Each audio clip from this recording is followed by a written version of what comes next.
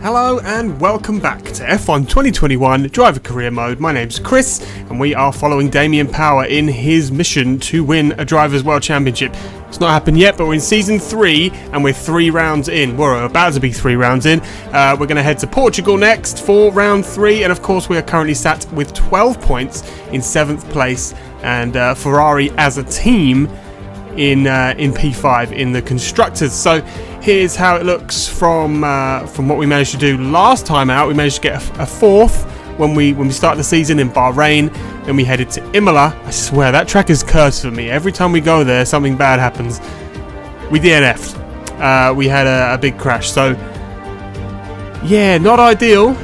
But what are you gonna do? Anyway, onwards, having a quick look at our development, and you can see that we currently have the 5th best car on the grid, so winning a championship is going to be difficult. But anyway, let's go qualifying and see what we can do here in Portugal.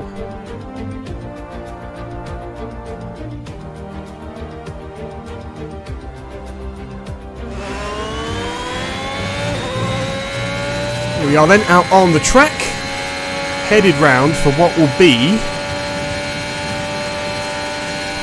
bad lap by the looks of it.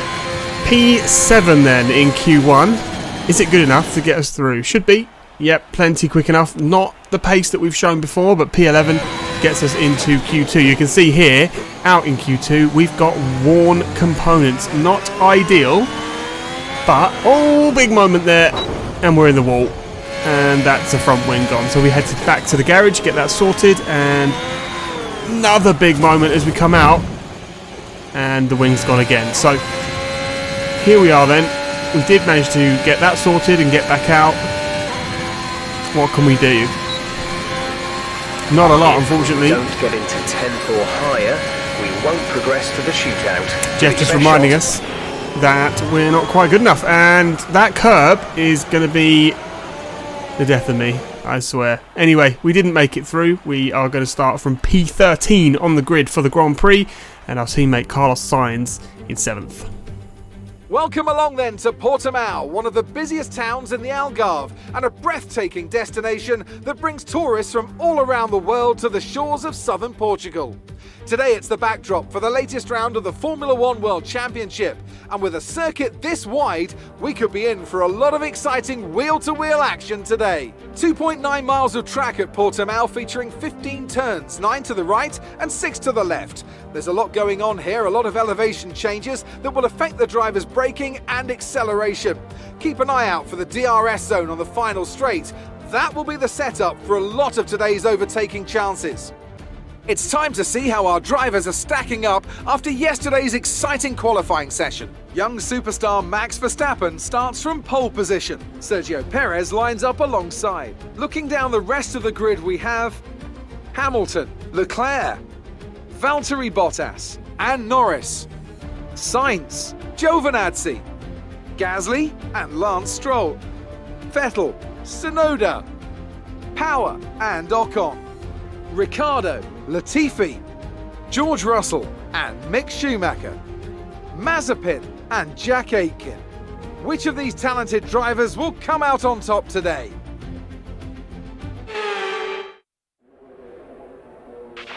Okay, here we go. I know what you can do. Don't let me down. I'll see what I can do.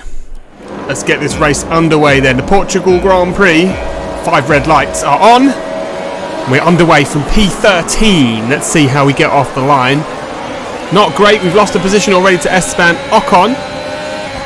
Into the first corner, and we go round the outside. Something has happened ahead of us. You can see Norris facing the wrong way there, so curious as to what's happened there, but we have capitalised on that. We're up into P6. Incredible start from P13. After dropping back to P14, we're up to P13. Let's have another look at the start. Here's what happened at the race start. Bottas, by the looks of it, tagged Norris and yeah, caused a bit of a traffic jam there. So we've managed to get ourselves right up into the good points as well, not even just the points. So strong start for us here in Portugal. Let's see what we can do. 17 laps here today, 16 and a bit to go. Can we get ourselves up to the podium? Certainly possible. Here we are then on lap 2. Giovinazzi in the AlphaTauri. Oh, big moment there, chasing us down as he goes up the inside. It's not even going to be an issue for him as he breaks us into the hairpin. We obviously are all out of shape at the minute. And we're back down to P7. Pierre Gasly, of course, is chasing us down 2/10, 3/10 behind, so he might be poised to make a move soon. But end of lap 3, we've actually pulled that gap out to over a second, which means he's outside DRS, and we go fastest through the final sector on that lap. And we're maybe going to have a look at Giovinazzi into the first couple of corners. We go wide.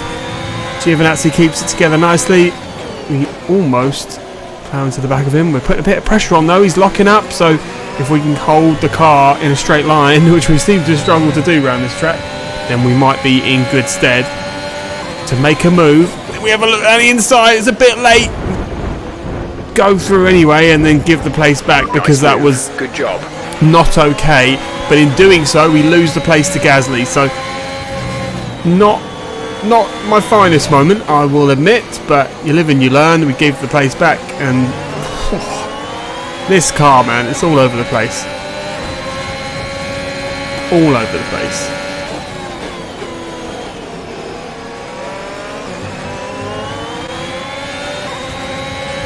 Can we get Gasly back up the inside?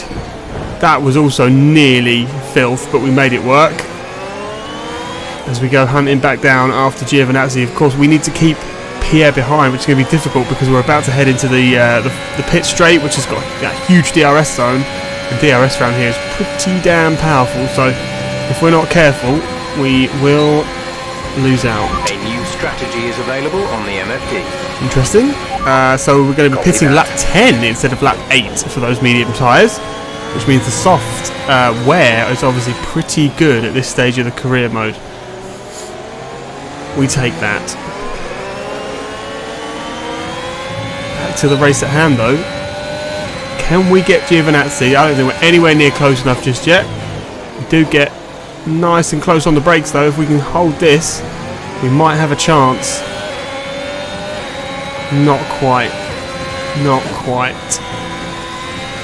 And after Giovinazzi, the front runners are, I mean, if you can see on the mini-map, you can see from the time difference to Bottas just how far away they are. One of the Red Bulls is pulling out a huge gap at the front. So getting on that podium is probably not going to happen, especially if we do things like that. Brings Gasly back into contention. Not ideal. I suppose you could say this isn't a strong circuit for us.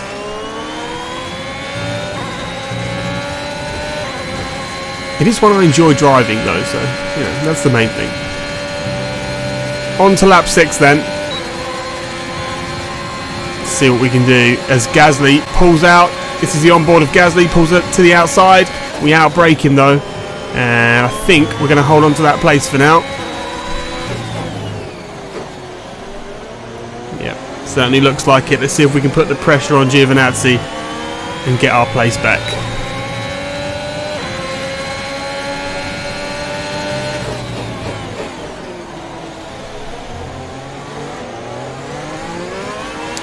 Join us on lap 7 then, and oof, another moment. We just keep having these little moments of oversteer around this track that are really costing us all the time. We obviously have some pace, but we just throw it away when we make these silly mistakes. So it's unfortunate, but lap 8 and we have caught back up to Giovinazzi. Can we make a move?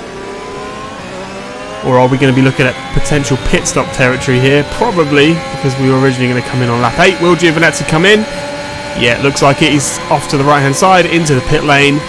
And, of course, some of the other front runners are in as well. Verstappen, Hamilton, both in. That leaves Bottas and Leclerc ahead of us. And we've decided our tyres are going off a bit. We're going to also come in this lap. We also need to be mindful of our engine, because you can see in the right side, obviously I showed you during qualifying how worn it was. It's a lot worse now, so we could be looking at a potential failure here if we're not careful. With 8 laps to go. see if we can pull out some sort of gap on the in-lap.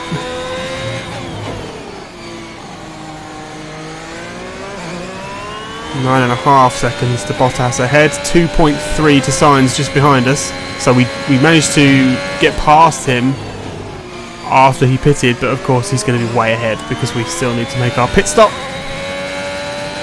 And we're going to come round at the end of lap 9 to jump in the pits and get on those medium tyres as we nearly lose the rear end again. I've lost count of how many times we've done that now.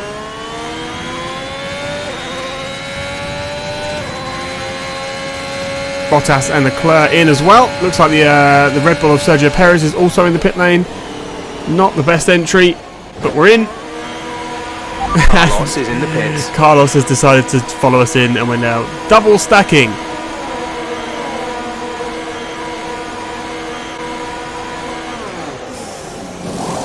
Medium tyres on, and off we go.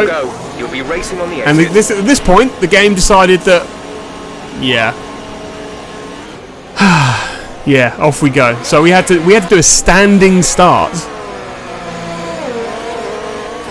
I tried everything to fix this problem, and it just every single time it put me in the garage and reset me to the track. So we have to do a standing start, unfortunately. The immersion is ruined. I know. I'm sorry. Anyway, we're now fighting Pierre Gasly again, and he's putting a bit of pressure on us. Looks like he might have a go. Maybe not quite close enough, but we do go a bit defensive, which is going to give him a better run out of that hairpin. Gasly then not been able to get round us. We're on lap 12. Lewis Hamilton, Caution. is out the race. That gives us a free position. We take that.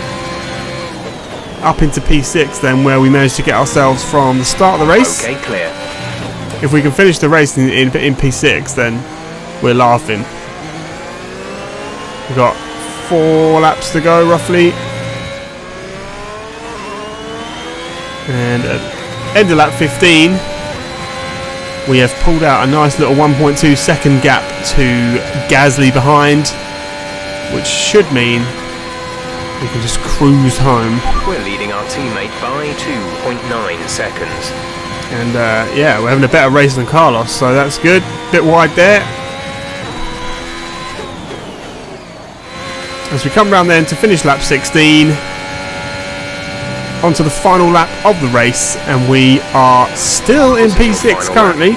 We have lost a bit of time to Gasly though on that last lap, and he's really gaining in the DRS zone. Just 2 tenths behind now, so he is definitely in a position to potentially make a move on us. So we're going to have to be mindful of that. And remember what I said earlier about engine failure? Well, take a look at this. Our engine is dead. How we're still racing and how Jeff hasn't come on the radio to tell me to retire this car is, I don't know, but the smoke is bellowing. The smoke is bellowing out of the back of this engine. So we have lost the place, unfortunately. Like I noticed what was happening. I looked behind and realised what was happening, got distracted into the hairpin, and Gasly just took advantage of that. So Vettel is also now just a 10th behind. We may even lose this place, hopefully not. Max Verstappen then has just set a new fastest lap, 1:18.8, also wins the race with that. So full points for Max this weekend. And we're going to come around the last couple of corners and what looks to be a P7 finish for us. Not bad given that we started in P14, so we've made up 7 places. Could have been 8, but we come around the final corner, smoke absolutely pouring out of our power unit, and we come home in P7. Okay, pick up rubber and bring it home.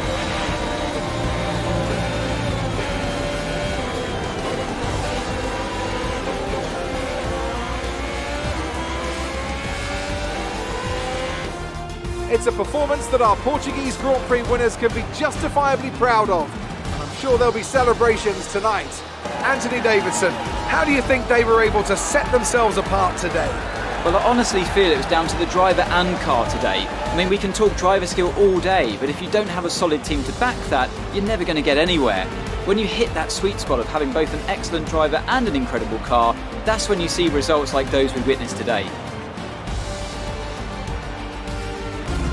Red Bull put up an outstanding fight for the front position today, and it's great to see it paid off for them.